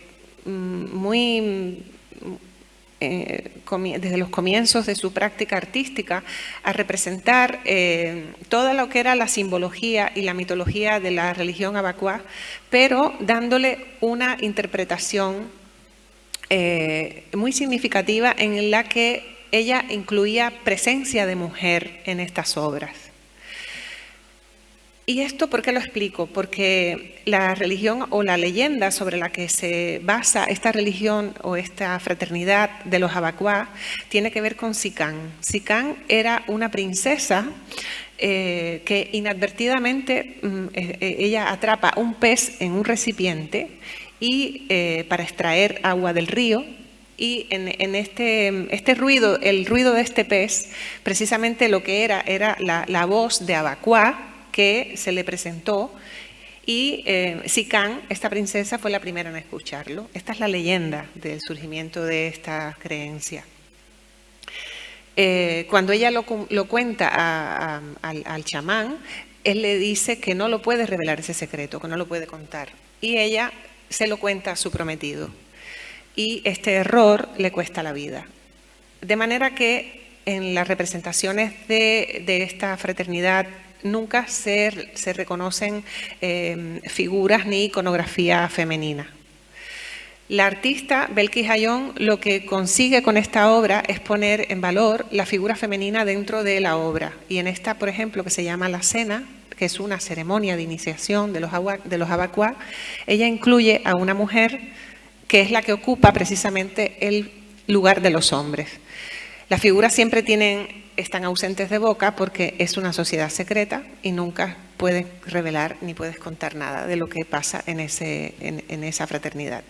El resto de las obras que tiene Belkis también están vinculadas a esta temática, y en esta, por ejemplo, que se llama Déjame salir, es precisamente ese grito, esa necesidad de poder poner en el lugar a esa presencia femenina de Sicán, que nunca se le dejó participar en la fraternidad abacuá. Belkis, esta artista, fallece muy joven, con 35 años, 32, 35 años, supuestamente de un suicidio, aunque nunca se ha dicho con certeza la muerte o en las circunstancias en las que fallece, ¿no?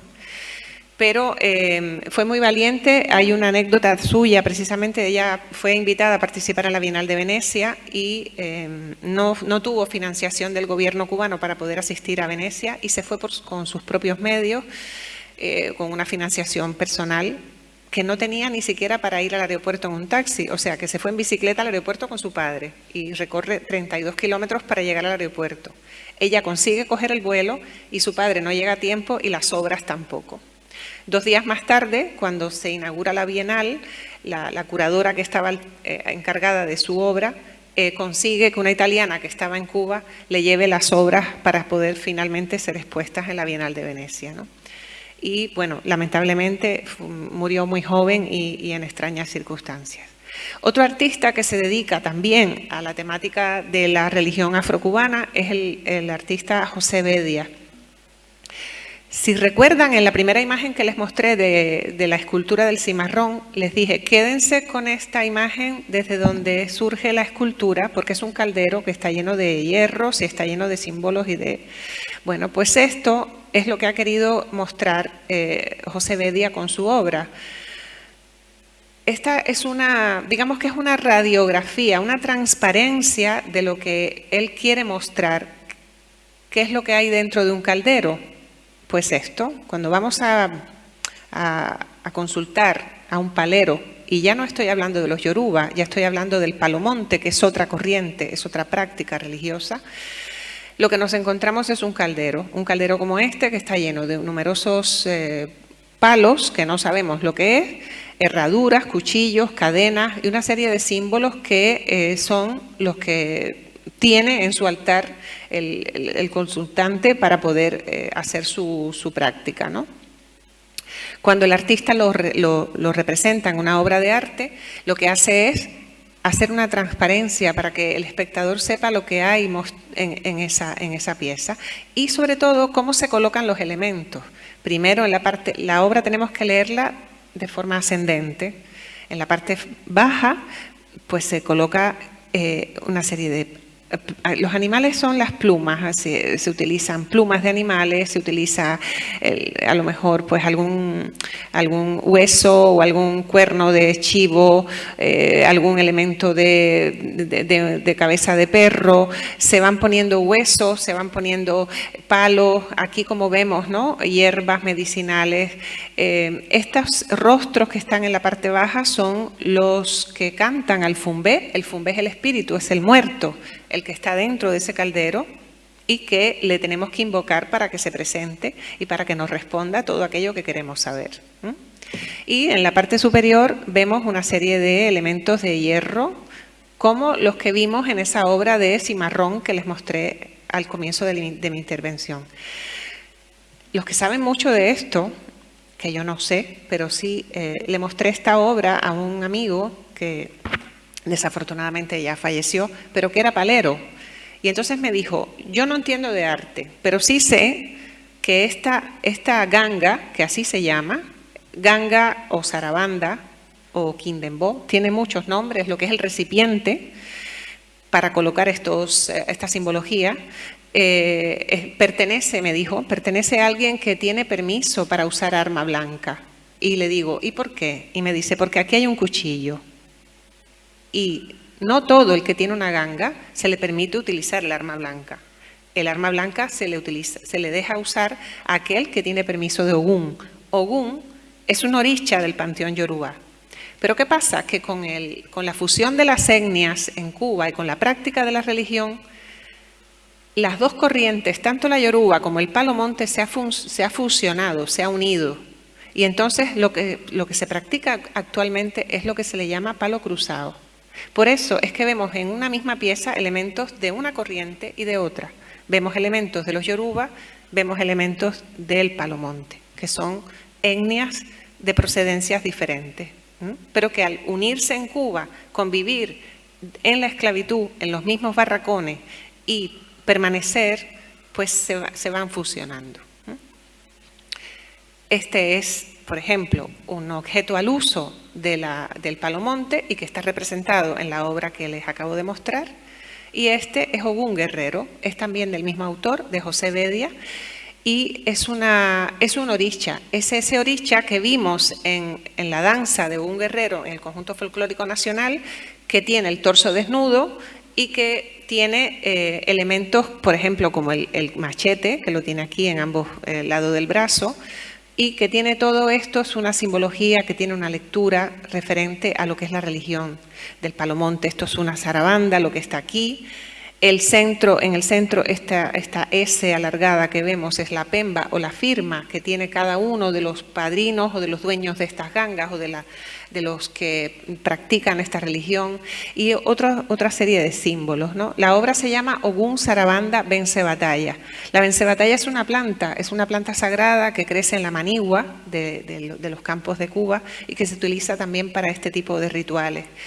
¿Por qué se utiliza? Porque los esclavos, cuando llegaron y se encontraron con un entorno que no conocían, tuvieron también que apoderarse de ciertos elementos de la naturaleza que formaron parte de los nuevos rituales. De repente la bencebatalla también existe en África y ellos la reconocieron en Cuba.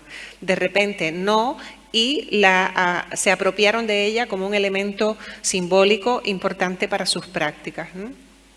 Cuando hablaba antes el profesor Germán de ese retorno de la religión que vuelve, eso requiere una adaptación, porque por ejemplo en Canarias no hay ríos, entonces tenemos que ir a los barrancos, porque si queremos hacer una práctica que se hace en un río, pero en Canarias no hay ríos, pues hay que ir a un barranco. Es decir, el entorno, la geografía y los elementos de la naturaleza también se adaptan cuando viajan estas creencias. Lo mismo pasó con la esclavitud. Entonces, por eso es que hay muchos elementos de Cuba de los que se apropiaron los esclavos para poder mantener sus creencias.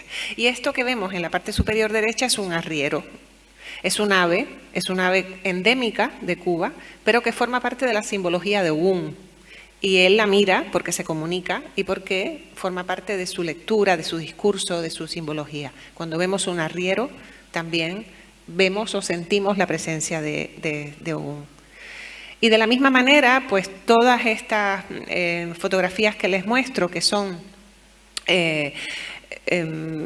personajes que están haciendo lecturas del método IFA y cómo ellos adoptan estas posturas, cómo leen, cuáles son sus símbolos, cuáles son los elementos que utilizan para su práctica, pues esto también queda representado en otras obras de arte contemporáneo, en este caso de Santiago Olazábal, que también en su temática pictórica utiliza elementos de estas religiones.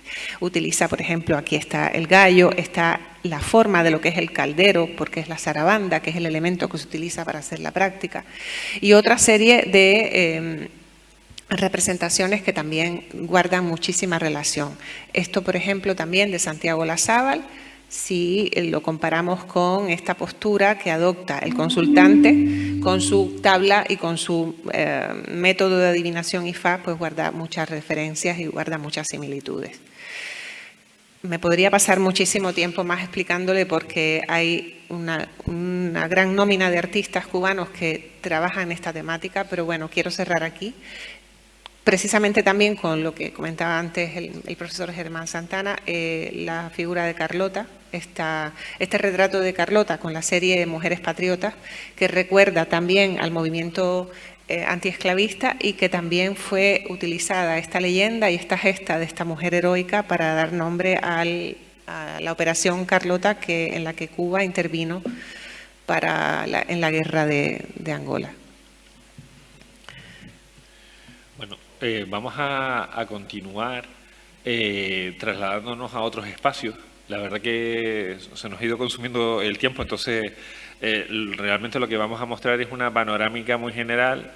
Tenemos algunos enlaces, seguramente mañana, si hoy no da tiempo, pues retomaremos al principio de la sesión de mañana algunos de esos enlaces, pero sí quería por lo menos también proponer en otras áreas, ¿no? Como por ejemplo en Brasil, en donde existe también un amplísimo, y exagero lo de amplísimo, patrimonio africano y de la afrodescendencia, ¿no?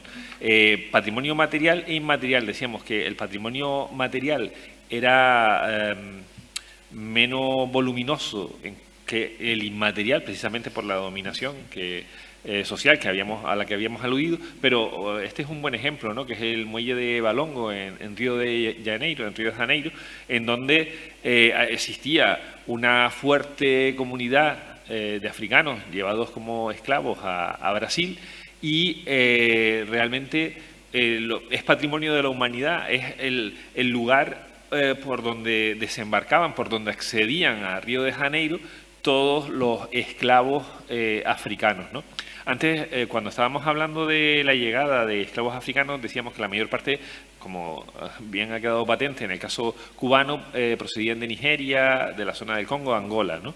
Pero, en general, proceden de toda África subsahariana, ¿no? Es decir, desde Senegal hasta Mozambique, incluido Mozambique. Y no siempre el lugar más cercano es el que emite más esclavos, sino que hay una combinación que, igual que a Cuba llegan personas desde Mozambique, a Brasil llegan personas desde Senegal también. Es decir, que no exactamente es el lugar más cercano, ¿no? Que sería, es verdad que hay una fuerte vinculación de Brasil con Angola y con Nigeria, pero también con otros lugares, ¿no? Y el muelle de Valongo creo que tiene esa importancia, ¿no? La importancia de conservar los restos que han sido recientemente hallados y promocionados a Patrimonio de la Humanidad, porque se conservan pocos en América, de la llegada de esclavos a esta geografía. Estaba recordando, por ejemplo, pero no tiene que...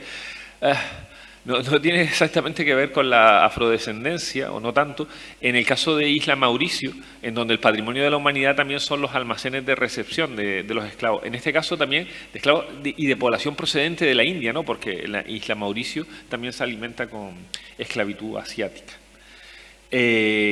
Bueno, otros de los lugares en Brasil emblemáticos y de hecho el lugar donde más población africana llega es Salvador de Bahía, ¿no? Claro, Salvador de Bahía es patrimonio de la humanidad.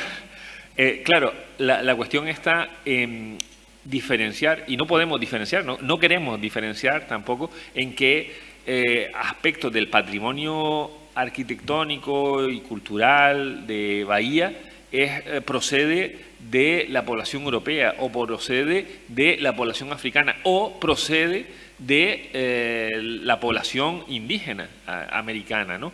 En cualquier caso, Bahía, igual que en otros lugares de Brasil, hemos mencionado Río de Janeiro, podemos mencionar Recife, Fortaleza, Pernambuco, etcétera, en donde existe una fuerte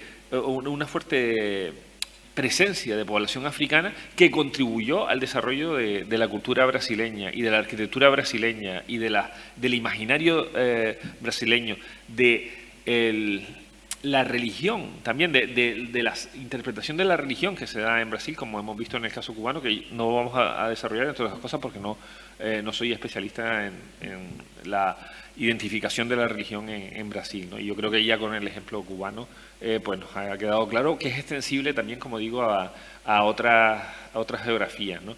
Bueno, es una maravilla, lo de Salvador de Bahía, sin paliativos, es una maravilla, ¿no? Bueno, este grabado lo que recoge es un poco la presencia de esa población que comienza a llegar a Brasil desde el siglo XVI, pero que sobre todo a partir del siglo XVII y sobre todo XVIII y XIX, pues está presente en casi toda la geografía brasileña, y que forma también parte de la cotidianidad en algunas zonas de Brasil que son donde son mayoritarios, mientras que en otras, que luego pondremos un mapa, pues no. Y ahí, en ese espacio, igual que en otros espacios americanos, lo que trasladan es lo que estaba comentando la profesora González, justo el imaginario, las representaciones culturales que nosotros ayer tratamos de ver una visión general, ¿no? Pues en el caso de las danzas, en el caso de las músicas, en el caso de los olores, adaptados a la nueva geografía, como muy bien comentaba la profesora Idalmi González. Bueno, aquí vemos un mapa de Brasil en donde podemos observar dónde existe mayoría blanca y mayoría parda, ¿no? Mayoría negra en el caso de Brasil. Hay otros mapas que son quizás más precisos, pero lo que nos viene a decir, lo que a grandes rasgos, es que en el sur de Brasil es donde hay una mayoría específica blanca, mientras que en el este de Brasil, en el norte de Brasil, la mayor parte de la población es afrodescendiente. También, si nos fijamos, El mapa político de Brasil es muy parecido. Es decir, donde gana Bolsonaro es en la parte sur. En Sao Paulo, en Río de Janeiro, en Río Grande do Sul, en Santa Catarina. Donde gana o donde tiene mayor importancia el PT, donde tiene mayor importancia Lula, es precisamente en la zona de afrodescendencia. No es exactamente al 100%, pero desde luego se le parece también, ¿no? Eso trasladando un poco la importancia de la presencia africana en Brasil, ¿no? Y aquí tenemos por color de la piel, ¿no? La distribución de la población en 2010 en Brasil, ¿no? La mitad, el 47,73% es blanco, mientras que es parda, 43,16%, preta, negra, 7,61%, es decir, mulata, 43,16%, amarilla, es decir, asiática, el 1,09%, e indígena, el 0,43% únicamente. Claro, en Brasil todo eso está fusionado,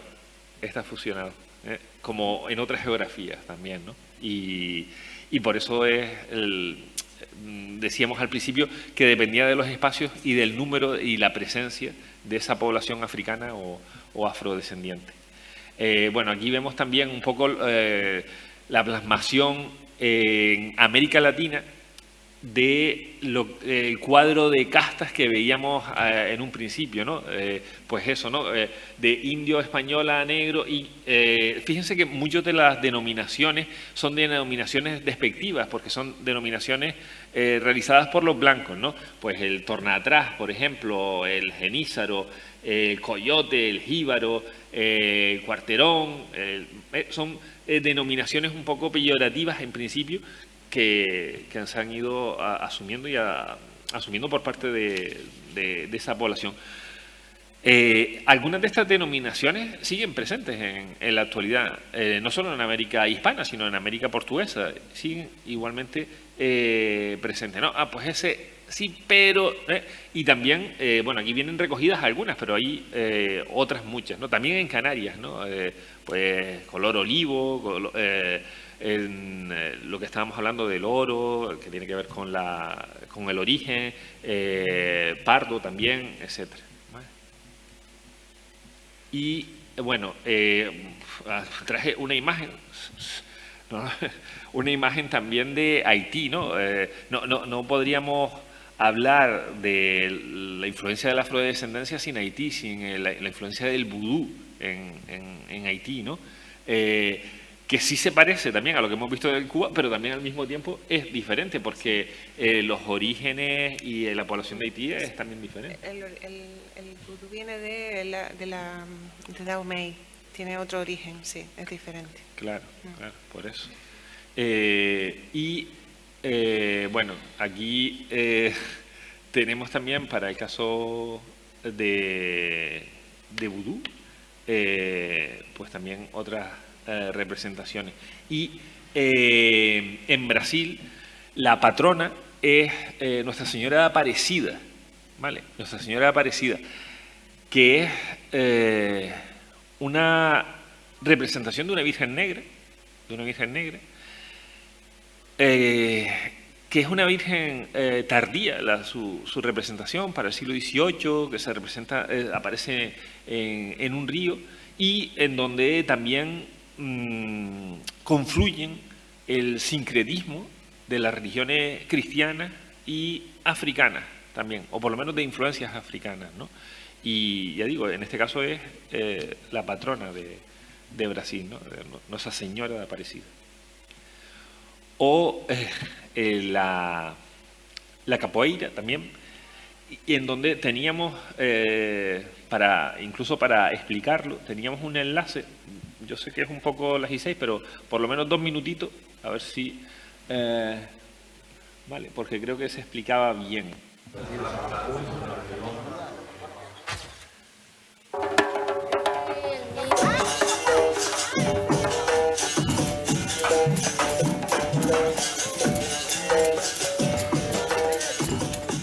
Capoeira es, en su parte más primitiva, es una lucha de defensa, es utilizada para escapar del cautiverio en el principio.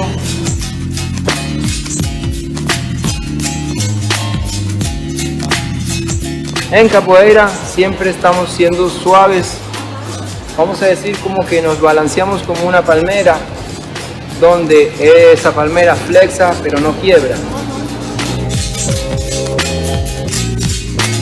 Es un deporte, es danza, es arte, expresión corporal, es historia, es un arte marcial súper completo. ¿Quién lo puede practicar? Un requisito básico es la fuerza de voluntad. Cualquiera que quiere puede practicar, sea un chiquito de 4 años, lo puede practicar las personas adultas, los jóvenes, ya, el único requisito es tener la voluntad de hacerlo. Los movimientos comienzan con movimientos de esquiva, donde voy a observar a mi compañero y al ver atacar, yo voy a cubrir para esquivar, al final esquivar. En esa esquiva yo puedo iniciar un movimiento de contraataque. Hay 3 tipos de movimiento que están saliendo de la chinga. La chinga que tiene el capoeirista es como si habláramos de un boxeador, si habláramos de otros artes marciales, es como el individuo se para. Como el individuo se para en capoeira es todo el tiempo balanceándose.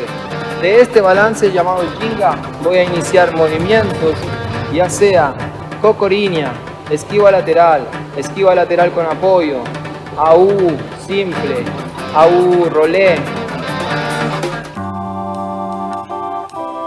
Bueno, nosotros realmente íbamos a hacer una demostración aquí en el seminario de capoeira, pero no queríamos abusar con nuestra flexibilidad y por eso pusimos el enlace, ¿no?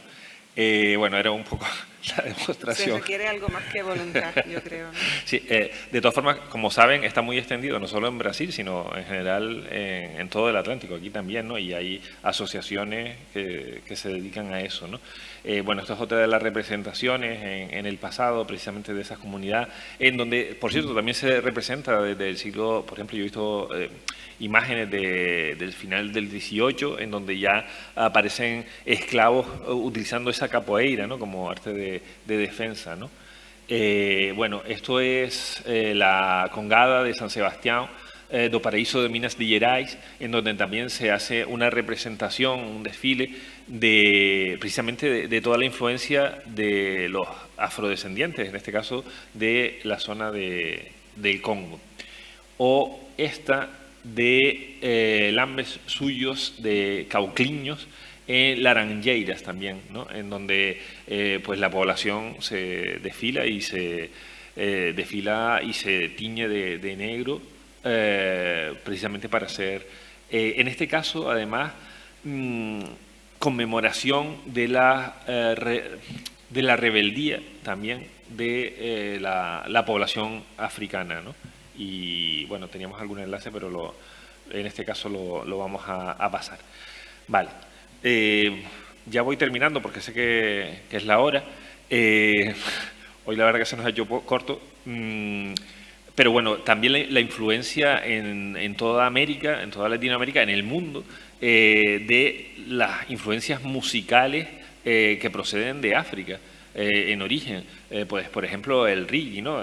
Con Bob Marley, con todo el reggae jamaicano, en donde ya digo que la mayor parte de la población es afrodescendiente. La kizomba. La kizomba. La kizomba también. La salsa, bueno, aquí el jazz que también comenzó siendo precisamente, o tiene una gran influencia de toda la afrodescendencia, que ha sido ya luego acogido por toda la cultura musical universal, ¿no? En este caso, realmente es en la música contemporánea, la mayor influencia de la música contemporánea popular es africana, es de la afrodescendencia. O el rhythm and blues, bueno, aquí tenemos la samba, por ejemplo, para el caso brasileño, y otras muchas que también creemos que forman parte de nosotros mismos, ¿no? También. Sí quería ponerles, por lo menos, y me van a permitir, son 2 minutos, pero es un enlace que hablaba del candomblé brasileño. ¿Este era? No, este. Vale. Solo un segundito. Mae Beata de Iemanjá, la icónica sacerdotisa de Candomblé e incansable activista social de Brasil, murió el sábado a los 86 años. Hace unas semanas, Beatriz Moreira Costa dio su última entrevista a la France Press y se conmovió hasta las lágrimas al hablar del futuro de su país. Nós precisamos de homem de caráter, Necesitamos pensar en un hombre de carácter, cidadãos que mereça que merezca un bolígrafo y escribir a Brasil con respeto, escrever Brasil com respeito. que no vea a Brasil como padre del petróleo, del carnaval y del fútbol, Do carnaval e do futebol. La mujer negra practicaba el candomblé, la religión animista que llegó a Brasil por los esclavos africanos en el siglo XVI. Ella luchaba contra la intolerancia religiosa, el racismo y la violencia contra las mujeres. Esta Mae de Santo presumía su tejeigo, un espacio de ceremonias y culto a los orishas, que fundó hace más de 30 años en Nova Iguazú, un empobrecido y violento municipio del norte de Río de Janeiro. Dijo tener lucha por delante y pedía 20 años más de vida. Nós da religião que tem fé, En nuestra religión, quien tiene fe no se muere. de outra vida mais plena. Es la comunidad de otra vida más plena, con más sabor, con más vigor, con más serenidad. Com mais vigor, com mais serenidade. Es como un envase de perfume, una gran esencia que se cae, se quiebra y aquella esencia se queda. Se quebrar e aquela essência, aquele aroma ficar. 11 días después de la entrevista, miles de brasileños lloraban su pérdida. Pero como ella decía, su esencia permanece. Aqui só foi. Muy bien. Bueno, falta un poco de la presentación, pero como son las 7:15, preferimos parar aquí. Mañana comenzaremos con el final de la presentación y ya nos dedicaríamos al patrimonio relacionado con África en Canarias. Bueno, sé que es un panorama muy rápido de todo el aporte de la afrodescendencia en el mundo atlántico, concretamente en América, pero es el tiempo que disponemos. Ya les digo que lo normal sería dedicarle un curso prácticamente a cada sesión, pero bueno, creo que el curso es una oportunidad de introducirnos también en la cultura africana y en la cultura de la afrodescendencia. Lo dejamos aquí y ya nos vemos mañana. Muchas gracias.